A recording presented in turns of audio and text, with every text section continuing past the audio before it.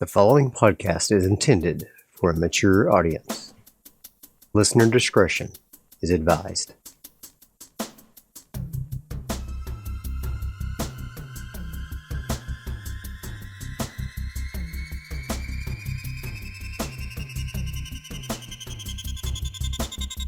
Welcome to Alone in the Realm, a premium solo TTRPG podcast.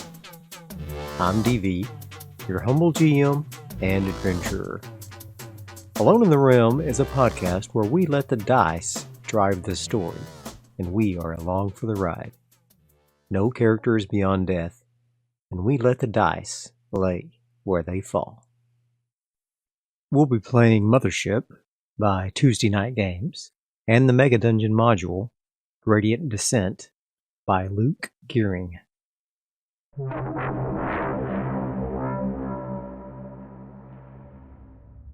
Gradient Descent, Episode 11.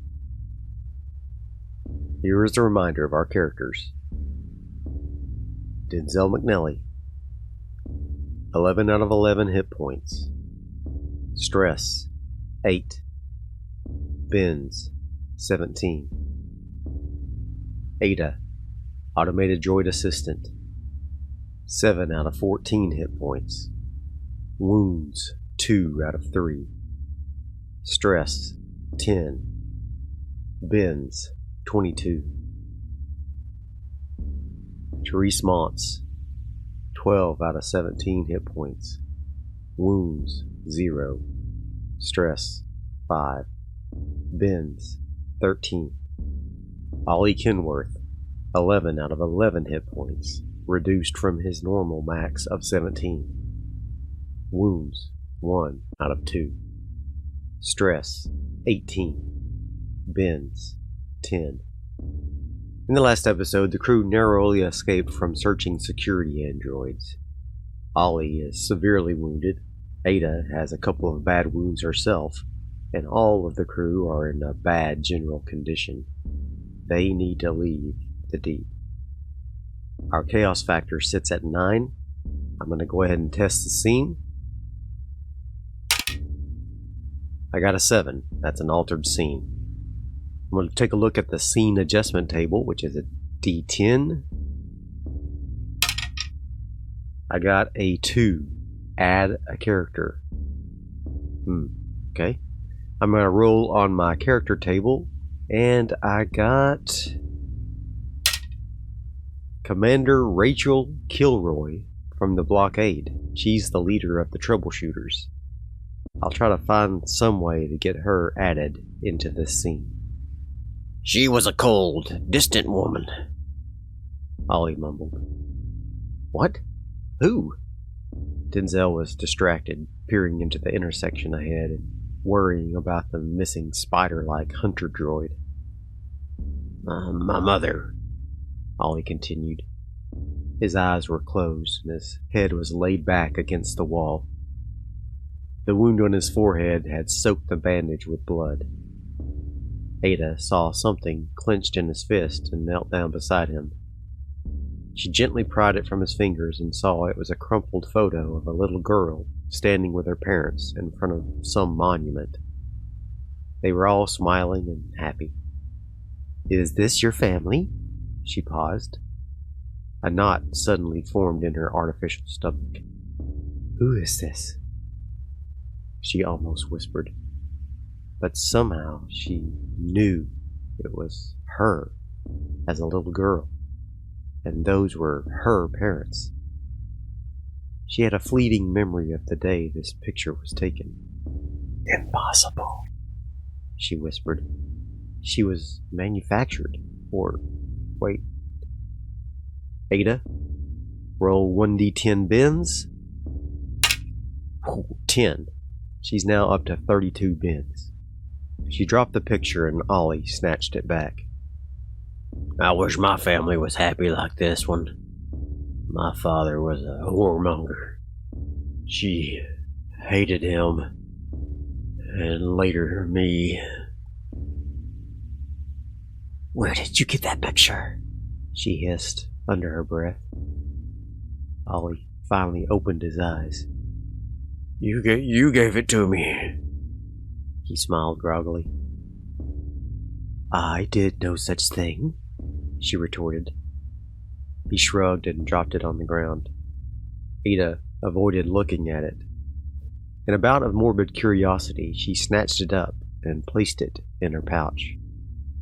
She grabbed him under his arm and hauled him to his feet. He is going to need help, and soon, she said aloud to Denzel. He glanced her way and nodded. Therese, see if you can get Arcady on the comms. He continued to look through the door for threats. Mythic fate check. Is Arcady still here for the other crew? 30 versus a 90. Yes. I'm going to roll on the character conversation tables from Mythic. Got glad and refuse. Oh, so you still alive. I'm very glad. Others say you probably killed. His voice crackled through the radio interference. We're still alive. Are you on the landing pad? Therese answered. I just land. The others loading, so not be here for long. Get here and hurry, or I leave. How long can you give us? The desperation in her voice was evident. 10 minutes, was the staticky answer. We'll be there. She switched off her comms. Arcady will wait for 10 minutes, and he's leaving with the other crew. We have to hurry. Denzel nodded and pushed open the door. He sprinted the best he could in his vac suit down the hallway to the garbage-filled door that stood ajar. He looked into the smelly room and then waved them forward. Do we have an encounter? 75, no. Ada stumbled forward with Ollie under her arm next. They shambled up to Denzel and he helped them to clamber onto the pile of garbage. Therese was covering their rear and following close behind, looking around desperately with her SMG raised. As she walked past the spiked intersection, the spikes suddenly shuddered, and she instinctively dove for the floor. Now I'll roll a speed check with disadvantage due to her vac suit for Therese. Got a 39. Good. And a 34. Great. Versus 44. She passed. Her feet slid past the spikes just as they closed over where she had been standing with a clang. That tube we found must hold an artifact. If we can believe the others about these spikes, she gasped. Denzel stood in shock for a moment, then helped her to her feet. By whole earth, we've had an artifact all this time? He exclaimed. This place was truly bizarre and full of constant surprises. They too went ahead and crawled into the garbage-piled room. We'll check it out further when we get back to the bell. We have to hurry. Ada and Ollie were already standing near the bulkhead door leading out of the garbage room and into the long hallway out to the landing pad. I'm going to roll for another encounter. 65, no. Ada waited for the other two to catch up, then cranked open the door. The hallway beyond was blessedly empty. Clear, she stated, though there was an odd strain to her voice. Denzel avoided the topic for now, but he decided to speak to her later about what was going on with her. They were all under so much pressure, it was no wonder she was strained. They hurried down the passageway, and before they could open the door to the void of space, Therese cried out, "Wait!" She pointed to a tear in her suit from the steel wool gunshot she had suffered during the fight with the androids earlier. Damn it! Denzel started trying to remove his own suit. Here, take mine. I'll hide somewhere until you can come back and get me. What? Are you crazy? We don't have time for that. I can make a run for the ship. I can make it. She slapped his hand away from the fasteners on his suit. I can make it, she reiterated. Fine, he groaned after a moment. He didn't like this at all. They opened the door to the vacuum of the landing pad. The air rushed out of the hallway with a whoosh. There was the Acheron shuttle, squatting on the landing area with the gangway door opened. Therese, make a speed check with disadvantage due to her vac suit. She's going to make a run for the ship. There you go. Oh, 44, which is a fail. And I guess I didn't need to roll that second one, but it's a 59 versus a 44, which is also a fail. Oh boy, she is in trouble. Okay. They all sprinted the best they could in their various states of injury and in their vac suits. Ada helping Ollie along. Therese desperately tried to keep a hand over the tear in her suit as she ran. She made it about halfway to the shuttle, then began to falter. She ran out of air in her suit and could hold her breath for no longer. Her steps began to stall and she fell to the ground. Denzel saw her and picked her up under her arms, trying his best to drag her to the shuttle. Ada appeared next to him and picked up her feet. Together they carried her the remainder of the distance to the waiting shuttle. Ollie stumbled in behind them. The shuttle door closed with a hiss, keeping the void of space at bay at last. Now Therese has to make a body save to see if she died from a lack of oxygen. Okay. Here we go. Come on, Therese. If you roll the dice longer, you get better results. Everybody knows that. Ho ho ho ho! 0-0 versus a 35, a critical success. I'm going to take 1 stress away from her. She's down to 4 stress now. Good job, Therese. But she still takes 1d10 damage.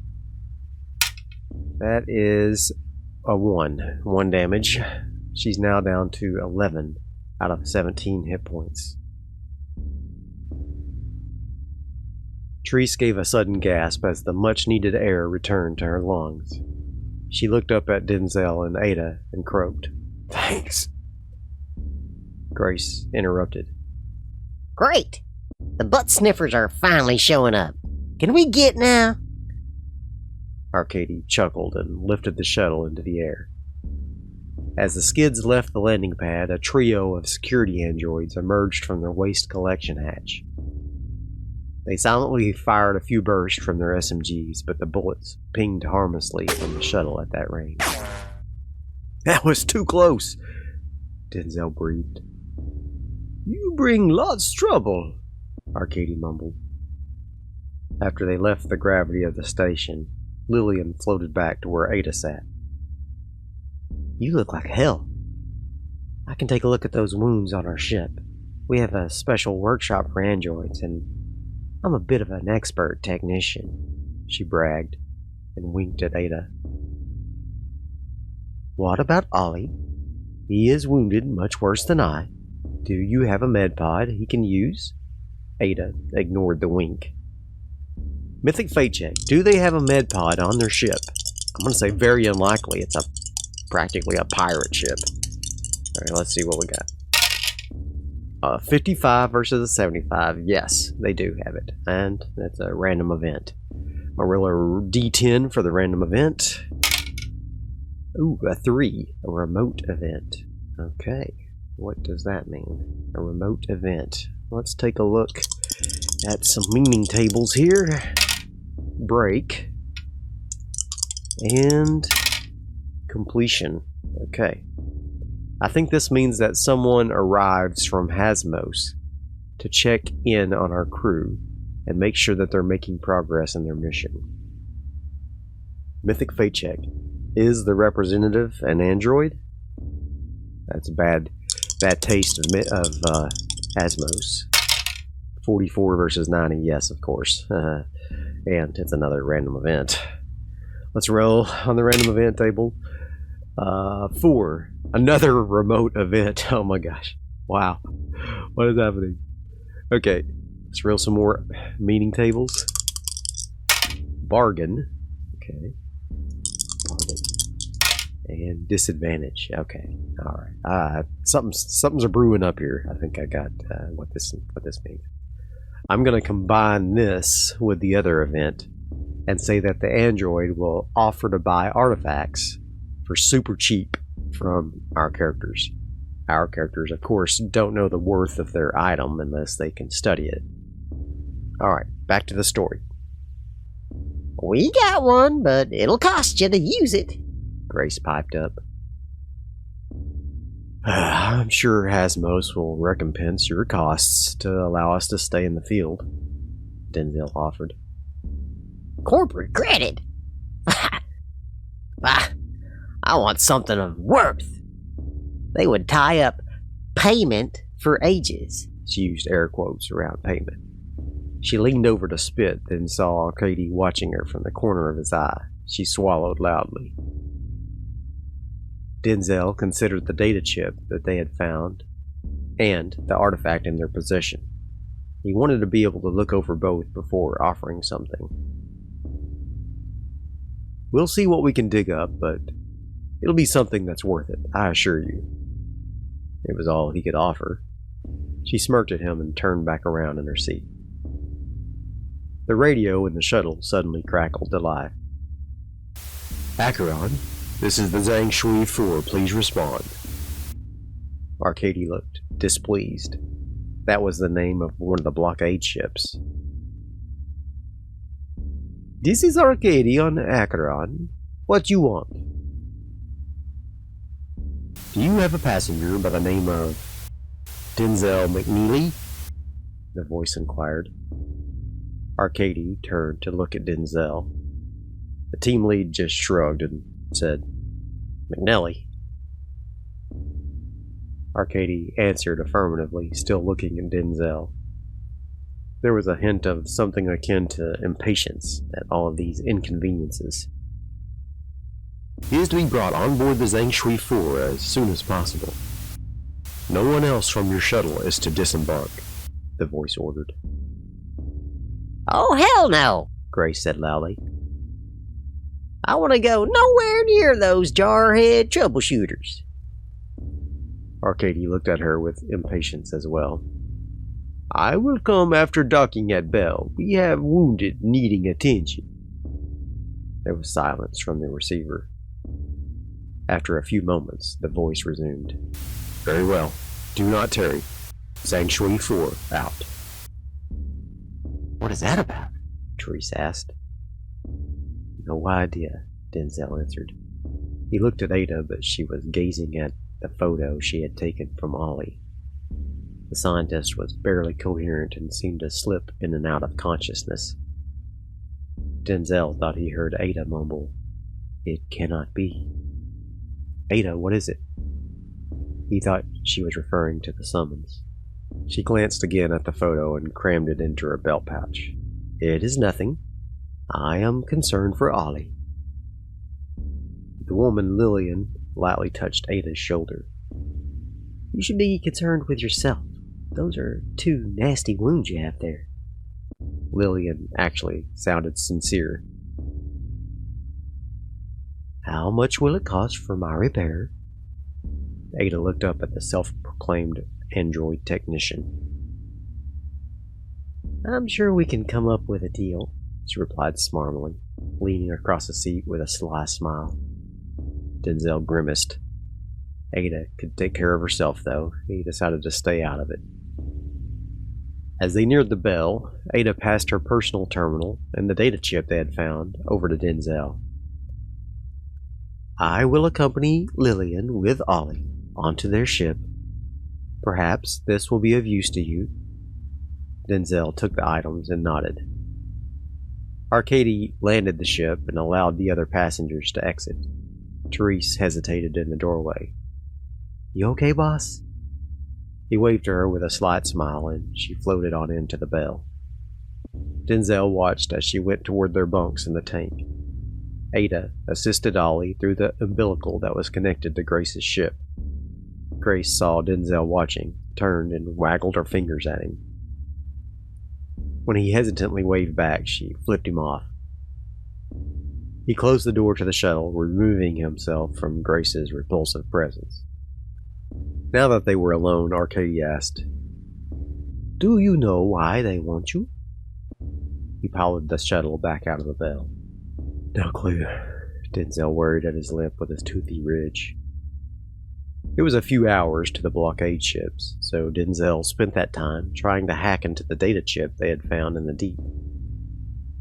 Ada would have been more proficient, but he had plenty of time and his skills with computers were decent.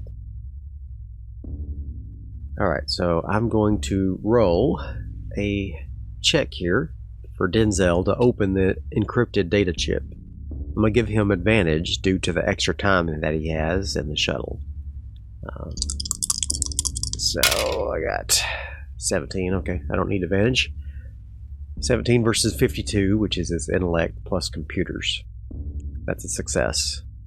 Technically, I probably should have just allowed him to succeed even without a test, but I wanted to give him a chance to fail. In the end, the decryption password was a simple variation of the word cloudbank, with the A's replaced by an ampersand and the L replaced with a 1. Denzel shook his head. Whoever had created this chip had been careless amateurs. Stored on the chip were detailed dossiers on high-ranking officials within Cloudbank, which was now a subsidiary of Hasmos, though maybe not openly. Some of the details were very juicy stuff.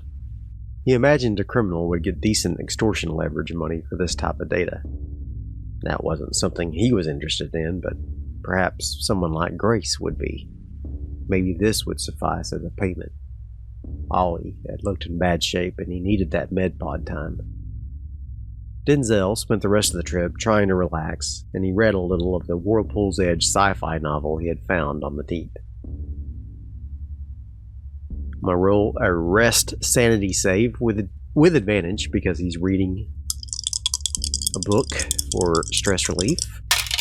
I got a 17, which is good enough, but see if I can get better. 90, no. Alright, so 17 versus 28, that's a success. I'm going to reduce my stress by the ones digit, so that's 7 stress relieved. So now he's back to his minimum of 2 stress. Mythic Fate Check. Does the novel mention any characters or events that might correspond with our party? This comes from our bins. 51 versus 90, yes. Alright, so it does. Denzel was reading the pulpy fiction, then dropped it in disbelief. It described a crew of 5 going to a forest preserve station and facing a killer there who collected hands. One of the crew was killed and another had her throat ripped out. What was this? Denzel. Roll for some additional bins. I got 1d10 is 7. 7 more bins, and he's now at 24 bins. Arcady interrupted his thoughts thankfully. We are here. The frigate, or troop ship, or whatever it was, loomed large and menacing in the shuttle's viewport. Arcady called in his docking intentions and expertly landed in an enclosed docking bay. There were a variety of other shuttles present there already, parked neatly in line. Denzel still wore his vac suit, and he walked with its bulk down the ramp of the shuttle into the large docking area. He breathed in deeply the ship's air. The shuttle air had been stale. Let's roll on the Mythic descriptor tables to see what we see in here. Anxiously. Ooh. And soft. Oh, okay. Interesting. What does that mean? Ah, I got it. A handful of crew members worked in the docking bay, darting anxious looks toward one of the manager's offices. An android emerged from the room wearing a high-ranking Hasmos security force uniform. Denzel was not up to speed on what its rank insignia indicated, but the crew all avoided eye contact. Of course, some of it might have been due to its android uncanniness. Let's roll on the Mythic character appearance tables. I got rustic and petite. The android was of an older model, not exactly human-like, with no hair and odd, plastic-looking skin and ears. And not just no hair on its scalp, the face was completely devoid of eyelashes or eyebrows as well. It spoke to Denzel in a neutral voice. You must be Denzel. I am Captain Laura 4794 of the Hasmos Security Forces. We received communication from the Cloudbake production station that you and the other divers. It said that word with contempt. Were shooting security forces and causing station damage. That's not completely false, but a bit twisted. We were fired upon with no provocation. We were simply defending ourselves, he retorted with derision. Laura responded. Her disbelief irritated Denzel more than it should have. You should take greater care in the future. Hasmos will not accept any collateral damage to its property. Any further damages reported to us will be deducted from your salary. It stepped a bit closer to him and lowered its voice. How goes your search? Nothing yet. Denzel stepped back a step. He wasn't about to tell this Laura of anything extra. If you were to find any of these so-called artifacts, you are to consult with Lily Leisha on Gateway and describe it thoroughly. She has orders to gather any and all such items from your team. You, of course, will receive a 10,000 credit bonus for any item of worth. How generous. Denzel's mouth was a thin-lipped line. The android stared at him, trying to determine if he was being flippant. Do not stay too long. I have been told crews suffer rather odd consequences after being on station for extended periods. Hasmos will pay for your crew to have shore leave at Gateway every month. Any medical treatment necessary will be assumed as carelessness on your parts, and the costs will be deducted from your salaries. Understood? Yes, ma'am. Denzel gave a mock salute. He wasn't normally this disrespectful to authorities, but something about Laura didn't sit right with him. The android scoffed and turned to walk over to a single-person transport shuttle.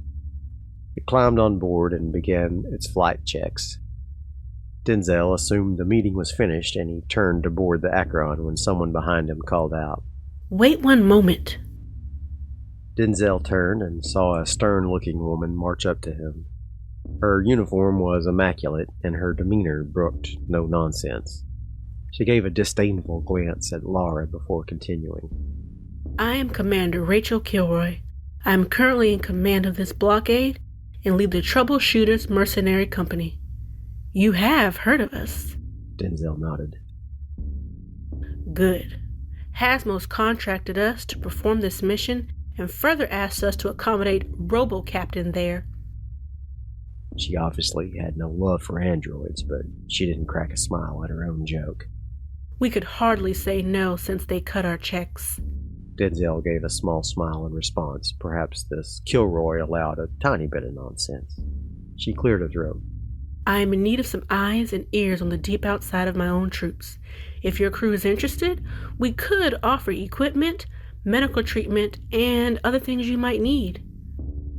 Denzel was a little puzzled. Why would she trust him, a stranger? "Okay," he started. She held up a hand to stop him. "Before you say anything, know that you would need to earn my trust before you gain anything from us." She outstretched her hand and held out a small transceiver.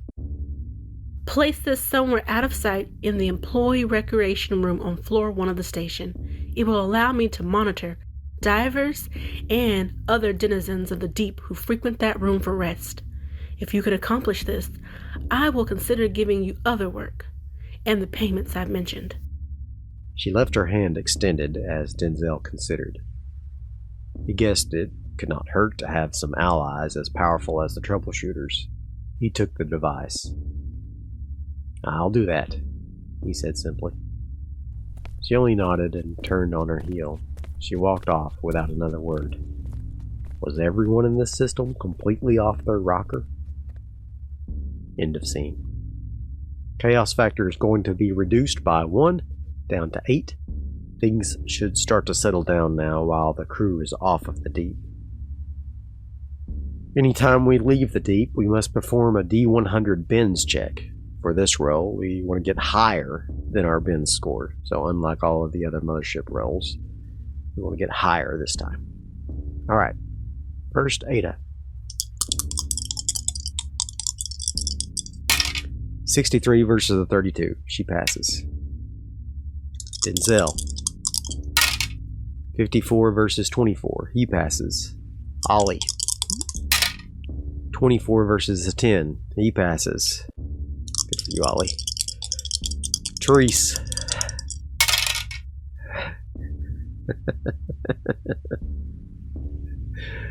Six versus a 13. She failed. I was just laughing because she has the lowest score. I knew that she was going to fail it because she has the lowest. No, Ollie's got the lowest. He's got 10. She's got 13. Anyway, she failed. Let's see what she gets.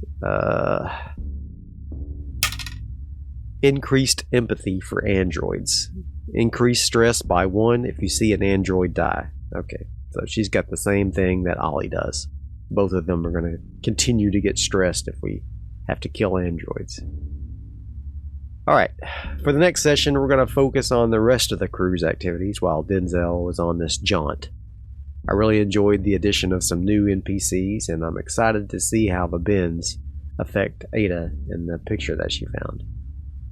A friend of mine from work, a co-worker, a friend, performed the voice of Rachel Kilroy. She did not want to be credited, but I want to give her credit regardless. So thank you so much for providing the voice of Rachel Kilroy. And I will see you guys next time. Bye. If you want to help support the show, consider leaving a like and a comment, as that really helps the algorithm. Consider sharing the link on your favorite social media.